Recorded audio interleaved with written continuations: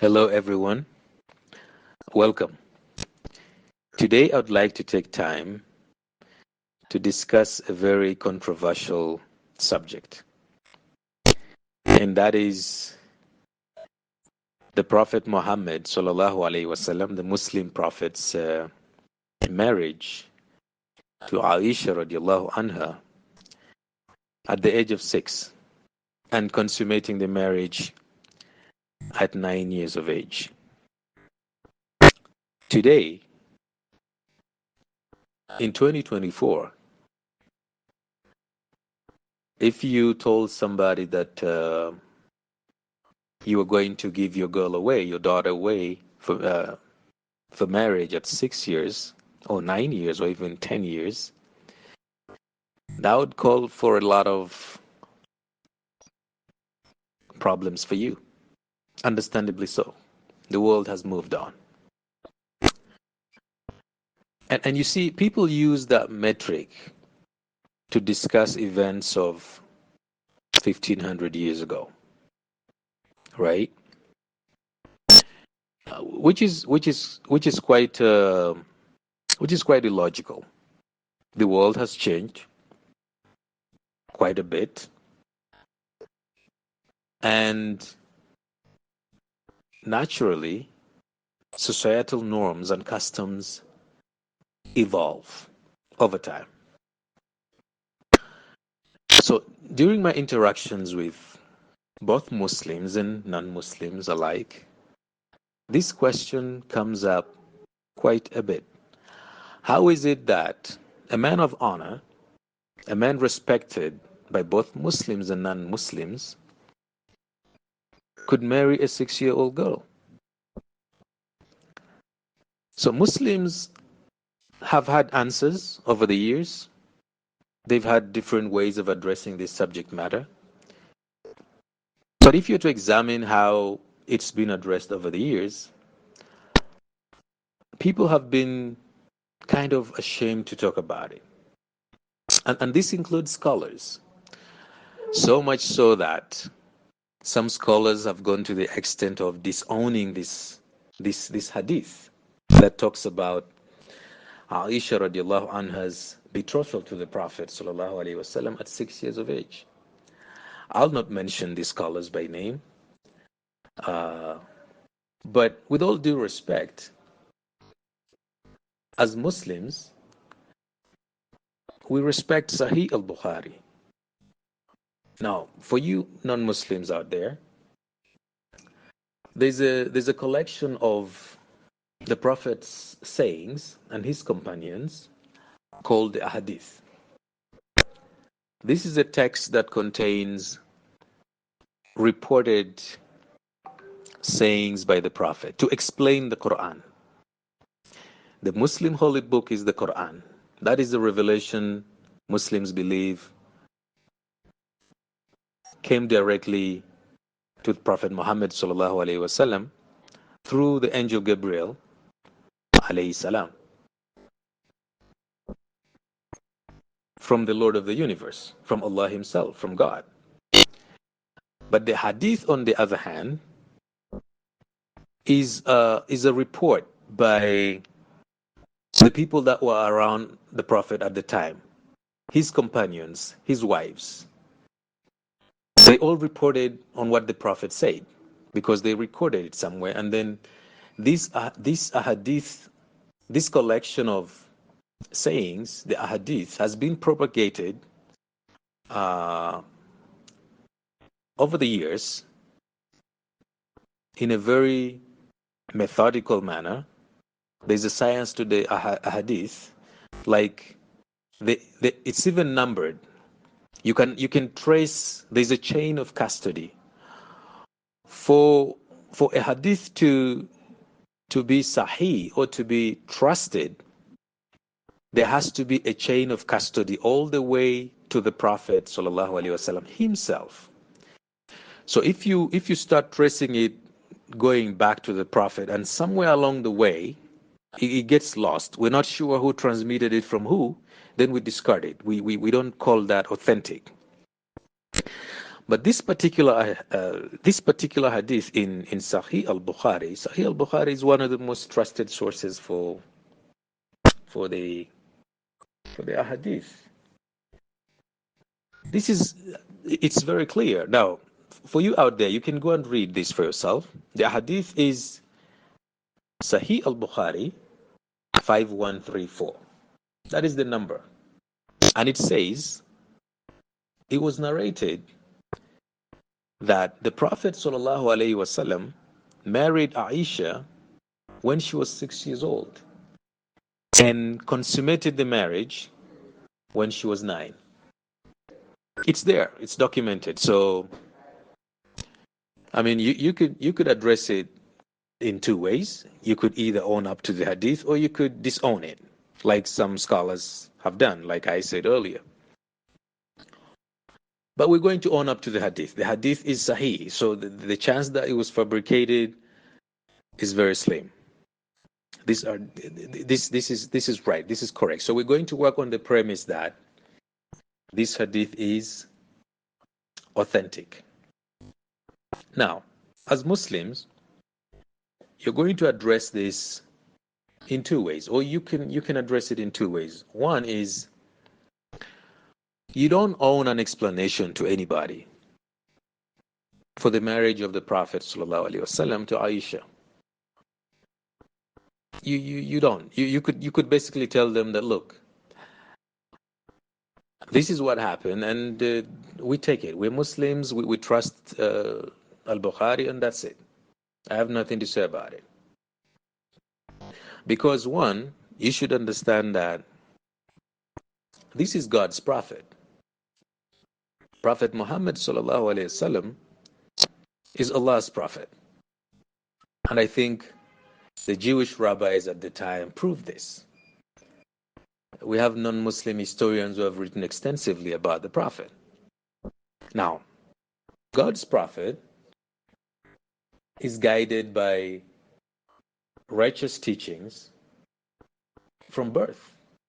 They are role models in society. And for the prophet's case in particular, Allah specifically selected his wives for him. You're going to marry this person, you're going to marry this woman, you're going to marry this woman. Now, we have no idea why Allah selected Aisha radiallahu anha at that age. Probably she was mature for her age. Maybe she had wisdom that you and I do not have, or at that particular age. Or there's a reason that we do not know. But Allah selected Aisha radiallahu anha for the Prophet to marry at that particular age. So if Allah selects a prophet, who selects a wife for a prophet, who are you to come 1500 years later to question that? Now, questioning it is not a problem. I mean, in Islam, we are encouraged to question matters so that we can have clarification. Seek knowledge. That's what the ulama have been telling us. Seek knowledge. Right? So that's that. Okay? That's that. We respect the Prophet. We trust Islam 100%. We trust the Quran. We trust the Sahih al-Bukhari. That's that. But let's examine evidence of the societal norms of the time. Was the Prophet's betrothal to Aisha radiallahu anha at 6 years and consummation of that marriage at 9 something out of the ordinary at the time? Was it? Simple answer is it wasn't. So if it wasn't, what evidence do we have? Right? And the evidence is that, one, during the Middle Ages, during the medieval times, different societies had different legislations for their communities. And that's not just the Middle Ages. Even today, different countries have different legislations for marriageable age. Of course, with globalization, the United Nations is now coming up with, it's trying to get rid of child marriage, rightly so, because times have changed. But let's go back to the Middle Ages, right?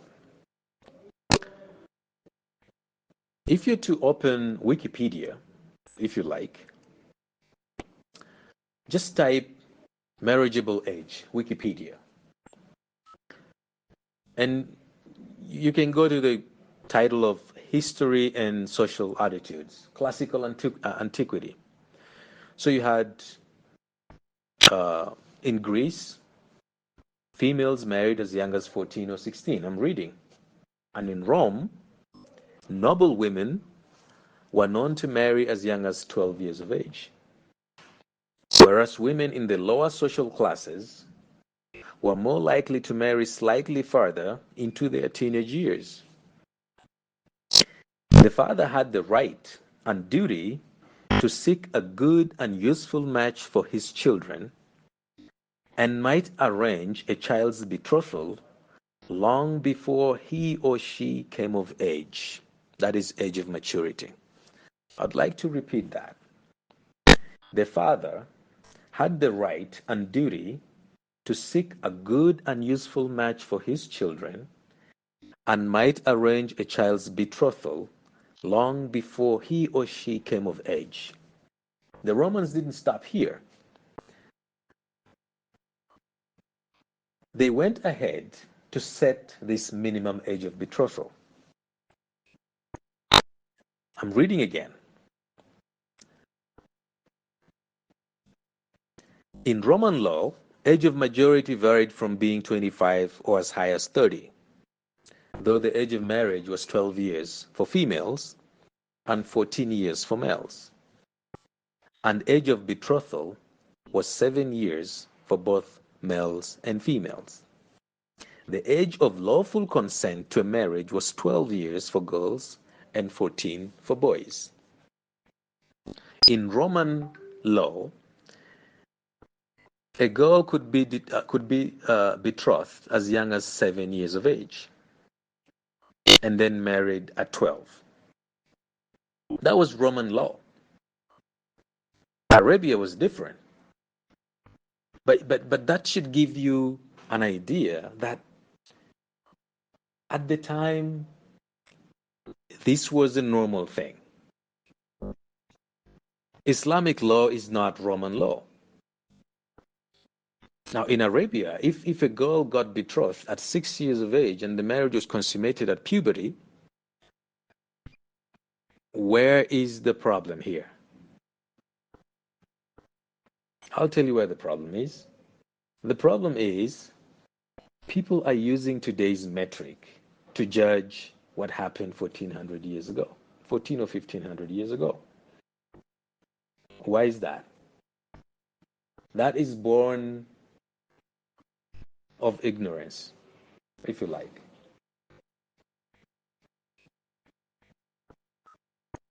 Okay? And I'll tell you why. Let's examine today, contemporary society, today, not 1400 years ago, not 1500 years ago, not 2000 years ago, but today. I have two articles that discuss underage marriage in the EU and the United States of America. I'll post the links to these articles somewhere in the comment section so people can have a look. But the US Supreme Court, interestingly, the US Supreme Court has no minimum age for marriage. None. There is still, the US is one of the most prominent countries where child marriage still happens. So this article is the Atlantic, is on the is carried by the Atlantic. It's titled "How is Child Marriage Still Legal in the U.S.?" And a cake practice gets support from surprising places by Valerie Hudson. So please take time and read this. But what is interesting is that a few countries in the US do not have the lower age of the lower limit of marriageable age, which should be interesting to you because when you go online, you go to social platforms, you have Americans, making a lot of noise, talking about all sorts of things. Islam is this, Islam is that, this is pedophilia, this is that. They don't they don't even understand what pedophilia is. And when I tell them that, did you know that the US Supreme Court actually allows underage marriage, and they go like, what? That's what ignorance does to you. They think they can get at Islam. They think now this is a way for them to, like, you know what?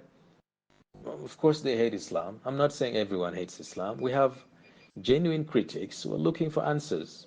How is it that the Prophet, sallallahu alaihi wasallam, a very respectable figure in the history of the world,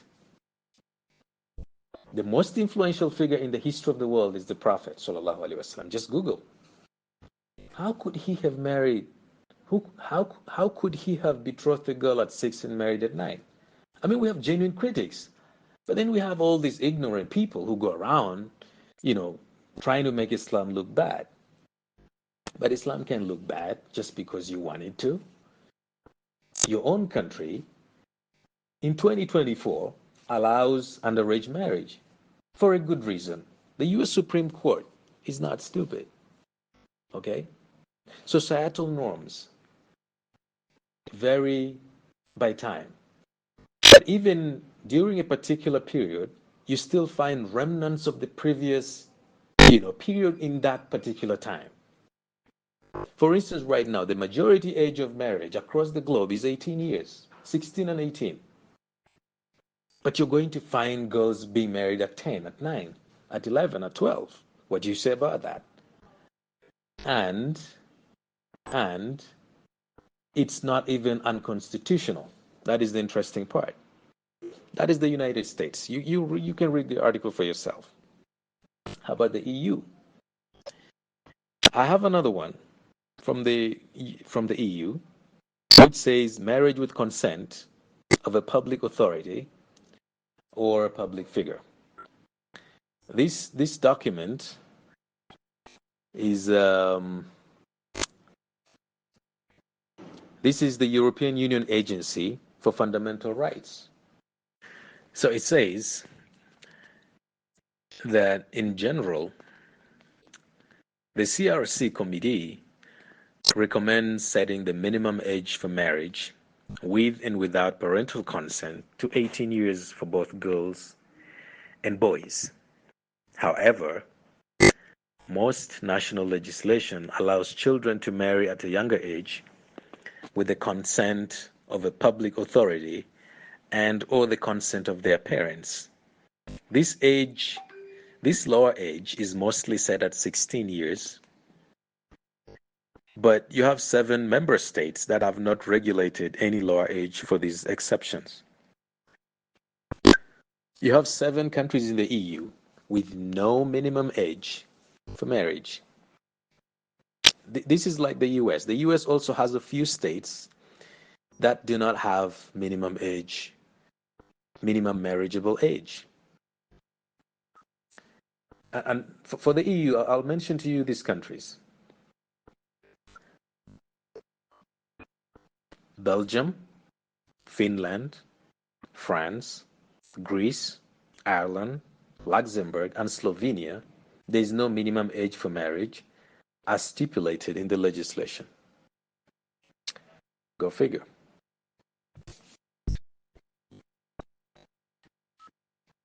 So, what exactly is what exactly do people talk about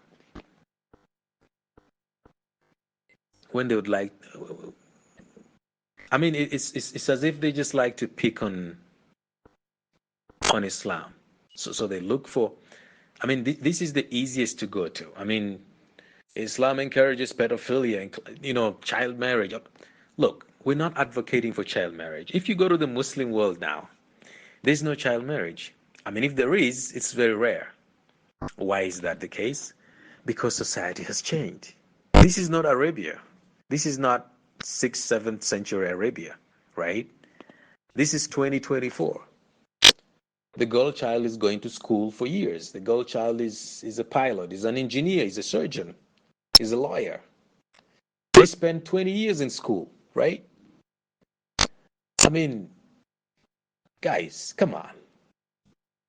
Okay? So, in short, this is a no-brainer for a Muslim. Don't spend too much time on it.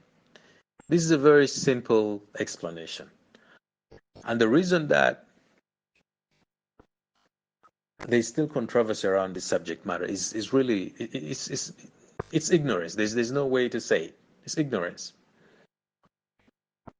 Now, every time somebody brings this up, this is what you should tell them. That number one,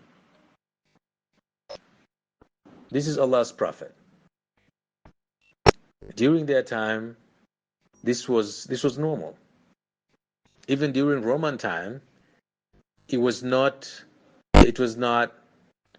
um, uncommon for a father to look, to betroth their daughter way before puberty, as we've already seen. But how about today? If it's happening today, what are you talking about? It's happening in 2024. And it's not happening among the Muslims. It's happening among your societies. You're out there, talking all this about Muslims, but this is happening in your countries, right? The point here is do not use your standards to judge other people. Everybody has their own standards. As long as we're not breaking the law, stay in your corner. Islam encourages us to follow the law of the land. The law of the land. So if you're in the US, in a state where child marriage is illegal, don't partake in it. If you're in Europe, in a society where child marriage is illegal, don't partake in it. If you're in a Muslim country where child marriage is illegal, do not partake. It's really that simple. You're supposed to follow the law of the land. But nobody should make you think that you're like this backward person. Like, you're not. You're not. Not in the slightest bit. The ignorant person here is not you. So I'd like to leave it here. But this is a. I'll leave the links in the comment section. Please take time to subscribe and like this audio or video, whatever you'd like to call it. But this is a subject that I would like to discuss again in the future. But for now, thank you for your time.